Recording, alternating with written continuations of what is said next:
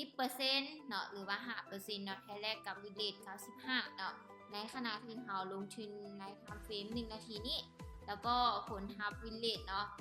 95%นี้เนาะก็แทบว่าคูณของต้นทุนเลยเนาะลงทุนเท่าไหร่ก็แทบว่าจะได้กำไรเท่านั้นเนาะฉะนั้นเนาะอยากให้เราได้กำไรตามต้นทุนของเราเนาะเอาต้นทุนของเราที่ลงไปก็คือเน้นเอาเนาะถ้าว่าในส่วนจังหวะนี้เนาะแล้วก็ในส่วนนี้เนาะเราเห็นว่าทำการปิดตัวลงเป็นจำนวนหลายเนาะกะรอขายเอาเนาะตั้งขายอยู่ในส่วนนี้หรือว่ารอเทขายอยู่ในส่วนนี้เนาะถ้าว่าอยากติดไซด์เวย์อยู่เนาะโอเคเนาะถือว่าในส่วนนี้นี่ค่ะเทียบใส่ในลักษณะการลงทุนเนาะก็ถือว่าในตอนนี้กะความเสี่ยงอยู่ที่ 10% อยู่เนาะถ้ายอมรับความเสี่ยง 10% ได้เนาะก็คือเราสามารถเข้าได้เลยเนาะแล้วก็ในส่วนนี้กะตามเกณฑ์เนาะก็ถือว่า 90% เนาะวินเลทในเขาได้อยู่ออเดอร์นี้โอเคเนาะถ้าจะจ่าย1นึงได้ใครที่อยากลงทุนตามเนาะก็ปฏิบัติตามได้คือในส่วนนี้เนาะเป็นอย่างเนาะจึงว่าเลือกขายเนาะสังเกตเลยเนาะในส่วนของโซนตลาดเนาะในส่วนนี้นี่ก็จะเป็นจุดที่ทำการเทขายเนี่ยเป็นสลัดเลยแล้วก็บวกกับทีราคาเนาะกับพุ่งโตขึ้นเติบโตมาเนี่ยถึงเท่าที่อยู่เนาะ9916เนาะจนไปถึง 1,000 เนาะก็ถือว่าเติบโตแบบหลัก1,000%เลยแหละเนาะสำหรับที่ว่าขึ้นไปเนาะครับอย่างจานเข้าที่กราฟดอทคอยเด้อเข้ามาที่คู่เงินของดอทคอยเนาะถือว่าซื้ออยู่ในระหว่างนี้เนาะเมื่อเข้าเนาะซื้ออยู่ในระหว่างนี้แล้วมาขายอยู่ในซองนี้ก็ถือว่ากำไรงามเลยเนาะถ้าว่าเราลงทุน1,000เนาะเติบโตมาถึง1,000ก็กำไรก็ว่า1,000เลยนะเนาะ10,000กับกำไร10,000เลยนะเนาะแบบมันเติบโตมาหลายแห่งเนาะฉะนั้นเนาะซื้ออยู่ในซองนี้เห็นว่าเริ่มเทขายว่าอยากจะขาดทุนในส่วนของกำไรกับมาเทขายอยู่ในซองนี้เนาะแล้วก็บวกกับพาลงทุนในราคากระสินกันเนาะเขากะยินเอาในส่วนใดที่ทำการขายสลากเขากะไปรออยู่ในซองนั้นเนาะเดี๋ยวเบิ่งในลักษณะหน้าเนาะตอนนี้นี่ตลาดค่อนข้างไวอย่างเก้าเข้าสู่ซองไซเวย์อยู่เนาะเดี๋ยวเบิ่งอีกลักษณะหนึ่งเนาะถ้าว่าราคาพุ่งขึ้นกลับมาเขากะจะเข้าได้อีกออเดอร์หนึ่งอยู่เนาะแล้วก็ออเดอร์หน้ากะต้องได้เปลี่ยนกราฟได้ละเพราะว่าตลาดกะเริ่มตีไซเวย์เนาะความหมายก็คือจะเริ่มมีหลากหลายกลุ่มคนเนาะที่เริ่มเข้ามาลงทุนเนาะแล้วก็บวกกับแนวทางเนาะที่แตกต่างกันเนาะกะจะเห็นให้ราคาเริ่มผันผวนเนาะฉะนั้นราคาเริ่มใกล้กันเนาะในการลงทุนในราคานี้ก็อยากให้เฮาเซฟไว้หรือว่าสโลเนาะ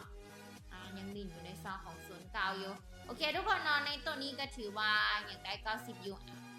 เอาข้อหนึ่งเนาะออเดอร์นี่เอากำไรไปเลยเนาะแต่หากเทียบไส้เป็นสบับไส้เป็นฮาล์ฟเฟรมอยู่ที่30 นาทีขึ้นเนาะก็ถือแบบกินขาดเลยเนาะในตัวนี้นะความเสี่ยง 0% เนาะใครที่ว่าไส้เป็นฮาล์ฟเฟรม30 นาทีเนาะในการลงทุนในราคาเนาะหรือว่าในการเก็บกำไรก็ตามเนาะเพราะอย่างเนาะในซันนี่บอกกับราคามันเติบโตหาเทียบไส้แบบเต็มร้อยกับ100%เลยเนาะแบบมันห่างกันอยู่ที่ในซันของศูนย์ราคานะถึง1,000เลยเนาะถือกดดันราคาสำหรับออเดอร์นี้ก็คือถึงว่าราคาจะดันราคาขึ้นกลับมาเนาะแต่ก็โอกาสก็ยังสามารถลงได้คืนคือเก่าเนาะฉะนั้นเนาะในจุดโซนก็คือเราสามารถได้เลยแล้วก็มาสต็อปลอสอยู่ในโซนนี้ก็ได้เนาะหรือว่ามาในโซนนี้ก็ได้เนาะราคาก็จะล่วงยาวๆเลยเนาะแล้วก็หาเทียบไซในการเก็งกำไรเนาะในสบับที่ใช้เป็นการเก็บกำไรเนาะที่ว่าในระหว่างกลางเนาะใช้เป็น30 นาทีกับสินกันเนาะในโซนนี้ก็ซื้อไว้ตั้งแต่ในโซนนี้มาขายในโซนนี้กับกำไรกินขาดคือกันเนาะในโซนนี้แต่ว่า30 นาทีนี้อาจจะบ่ฮอดเนาะแต่ว่าแนะนำให้เป็น1 ชั่วโมงนี้คือกินงามเลยเนาะเฝ้าจังหวะตลาดเอาเนาะคือกำไรหลายเลยแหละเนาะเอาเดี๋ยวนี้บนหันกันเนาะพยายามเนาะเวลาลงทุนพยายามนิดนึงจากโซนจากทางในส่วนใดที่ยังอยู่ในส่วนปิดตัวลงเนาะเป็นจำนวนหลายเนาะต้องการรอข่าวในฝั่งนี้มาเดี๋ยวใครจะทำเน้นเข้าอีก2 ออเดอร์เนาะแล้วก็จะหาหยุดเนาะเพราะว่าตลาดจะเริ่มตีไซด์เวย์หลายเนาะโอเคเนาะในส่วนนี้นี่บวกกับราคาเนาะยังดิ่นอยู่ในซองของโซนเก่าแล้วก็แห้งขายกันลื่นเข้ามาเนาะแล้วก็บ บวกกับนี้จุดโซนก็จะเป็นจุดโซนที่ทำการเทขายเป็นจำนวนหลายอยู่เนาะโอเคเนาะเขาจะจัดขายโอ้ถือปรับเปลี่ยนให้แบบตลาดซ้ำแบบนี้ถามว่ายังเปอร์เซ็นต์ขายได้อยู่บ่ก็ยังได้อยู่เนาะในฝั่งนี้เนาะแต่ว่าจาก90ก็จะได้อยู่ที่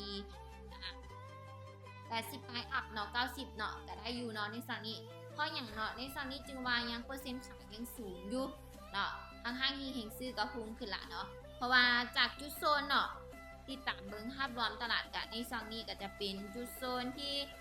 ทำการเทขายเนาะหรือว่าการตั้งขายเนี่ยก็หลายอยู่เนาะ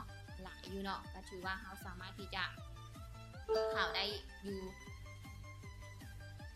พยายามแล้วทุกคนเนาะเบิ่งตามโซนเบิ่งตามฐานให้ดียิ่งปิดโตลงหลายเนาะหรือว่าปิดโตขึ้นหลายเนี่ยยิ่งโอกาสเลยแหละเนาะโอเคเนาะมาในส่วนของสุดท้ายเนาะไปไวมาไวหน่อยนึงเนาะเพราะว่าตลาดก็เริ่มติดไซด์เวย์ละพยายามเนาะเน้นหนักเบิ่งตามฐานตามโซนให้แหละพวกเจ้าเนาะในส่วนใดที่ทำการโอเคเนาะเขาจะขายรอบหนึ่งเนาะรอบนี้มีแต่ขายอย่างเดียวเลยเนาะเพราะว่าบวกกับอยู่ในส่วนของโซนขายเลยเนาะในจังหวะนี้เทียบใส่สบับถือคองนี่ก็คือกินขาดเลยแหละเนาะเทียบใส่มีไผ่ที่ว่ามาเก็บทองคำเนาะมาเก็บทองคำหรือว่าในส่วนของบิตคอยเนาะราคาเติบโตมาถึงหลักนี่เข้าขายนี่ก็คือกินกำไรงามเลยเนาะความเสี่ยงกับบูมีอีกเนาะก็คืออย่างบวกกับแต่ละคนเนาะมีเวลาเฝ้าตลาดอยู่แล้วนะโอเคเนาะถือว่ากำไรมาอยู่ที่ 55.57 เนาะก็ได้อยู่ที่ล้านปลายเลยเนาะเน้นเอาพวกเจ้าเนาะบ่ต้องเน้นอยู่ดุดกับตลาดเนาะถ้าว่าเขาเน้นอยู่ดุดกับตลาดมันก็จะปรับเปลี่ยนไปเรื่อยๆเนาะการเข้าของเฮาก็อาจจะเห็นให้เกิดการผันผวนราคาขึ้นไปตื้มเนาะฉะนั้นเวลาเข้าเทรดก็พยายามเราเก็บเอาทีละ1 หา 2 ออเดอร์เนาะหรือว่า3 ออเดอร์เนาะพยายามเน้นเอาโอเคทุกคนเนาะมีไผ่ที่ว่าได้ศึกษานำบอกสำหรับไผ่ที่ศึกษานำเนาะถ้าว่ายังบ่ทันเข้าใจก็สามารถถามคืนได้เนาะเพราะว่าในจุดนี้ค่อยจะหาหยุดก่อนเนาะเพราะว่ากำไรละเขากำไรละอาจารย์น้องก็ตามเลยถ้าสมมติน้องอยากเอาได้100%นี่ต้องรอจังหวะเท่าไหร่จ้ะ ถือว่าเป็นคำถามที่ดีเลยเนาะสำหรับสายที่มีเวลารอตลาดเนาะหรือว่ายังไงคือมีเวลาเนาะแบบเต็มที่กับตลาดเนาะถ้าอยากจะให้เต็ม100%เนาะคือรอในจุดสูงสุดแท้ๆเลยเนาะรอในจุดสูงสุดแท้ๆเลย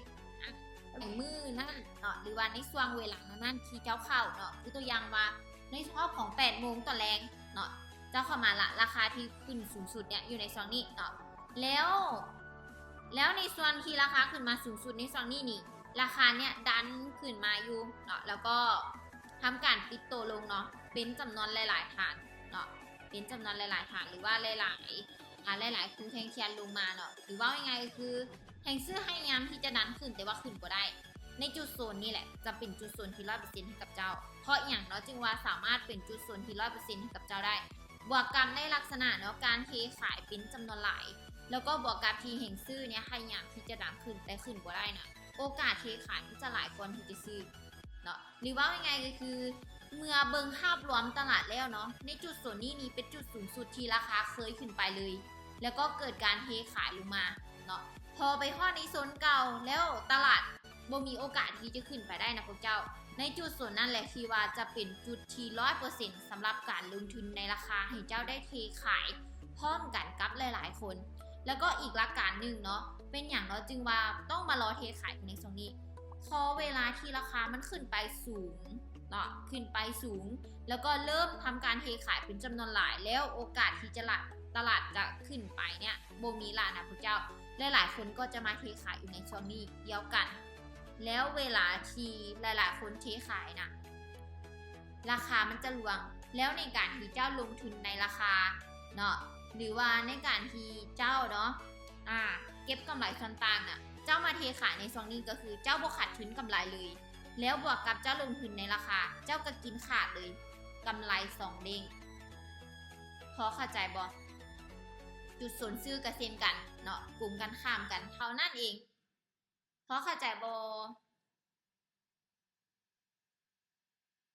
เข้าใจอยู่ โอเคเนาะคันเว้าง่ายๆก็คือแนวนี้เนาะให้ไปซื้อในราคาที่ต่ำที่สุด แล้วก็ให้ไปขายในราคาเจ้าเรือนกราฟเบิ่งเลยเนาะเจ้าเบิ่งจากภาพรวมของตลาดเลยเนาะแล้วก็อีกลักษณะหนึ่งเนาะที่จะเฮ็ดให้เฮามั่นใจก็คือ เจ้าเบิ่งจากการปิดโตขึ้น แล้วก็ปิดโตลงเนาะถ้าว่าในลักษณะของตลาดเนาะที่ทำการปิดโตขึ้นเนาะอยู่ในส่วนของราคานี้เนาะราคา 0.09965 เนาะในส่วนของราคานี้นี่ราคาเนี้ยลวงลงมาเนาะแต่ว่าบ่สามารถที่จะทะลุได้ละเนาะบ่สามารถที่จะทะลุได้เบิ่งแนวใดก็คือเบิ่งตัวอย่างจากการปิดโตขึ้นเนาะที่ซื้อถึงการเขาซื้อเนี้ยพุ่งราคาขึ้นเนาะหรือว่าซื้อเนี้ยเอาชนะละเนาะแล้วก็บวกกับในส่วนราคานี้นี่ทำการปิดโตขึ้นเนี้ยไปเป็นหลักเลยเจ้ารอซื้อรถเนาะหลายๆคนมันจะไปรอซื้อน้ำกันกับเจ้าหันแล้วหลายๆคนที่ว่าซื้อขึ้นน่ะราคามันจะพุ่งแล้วเวลาที่เจ้าลงทุนในระหว่างราคาเนาะระหว่างราคาก็คือซื้อในราคาที่ต่ำแล้วขายในราคาที่สูงเจ้าก็จะกินกำไรแบบงามๆเลยแล้วก็บวกกับเจ้าลงทุนในส่วนของราคาเนาะแบบเจ้าซื้อเนาะเจ้าซื้อราคาขึ้นจะมีกำไรขนาดก็คือกินไปแบบ2เด้งเลยเนาะเพราะว่าผลที่ว่าราคาจะขึ้นจะลงได้ก็คือขึ้นกับกลุ่มนักลงทุนแล้วในกรณีที่จะซื้อถึงในจุดนั้นให้เขาเข้าใจได้ก็คือเขาเบิ่งจากการปิดโตของกราฟเพราะว่ากราฟมันเขียนทีด้วยเม็ดเงินของกลุ่มคนที่ลงทุนเนาะเงินหลายกราฟจะไปฟังนั้นถ้าว่าเทขายหลายกราฟมันก็จะดิ่งลงแบบนี้พวกเจ้าเนาะโอเคเนาะถ้าพยายามเนาะลองไปปรับไซส์กับอีโมเบิ่งกันก่อนก็ได้เนาะแล้วก็โดยเฉพาะที่ลงทุนในส่วนของทองคำบิตคอยหุ้นเนาะไส้วิธีนี้ก็คือเจ้ากินขาดเลยเนาะความเสี่ยงบ่มีเลยเนาะความเสี่ยง 0% แต่ว่าในสบับที่เขาลงทุนในการเก็งกำไรในระหว่างกลางเนาะเจ้าอาจจะได้ใช้เวลาหน่อยนึงเนาะแต่หาว่าเจ้ามีเงินหลายนี่1นาที2นาทีก็คือเจ้ากินขาดเลยเนาะบ่มีคำว่าขาดทุนเนาะคือตัวอย่างเนาะว่าแล้วก็อยากอธิบายให้คือตัวอย่างว่าในส่วนของ Bitcoin เนาะณปัจจุบันเนาะราคาเนี้ย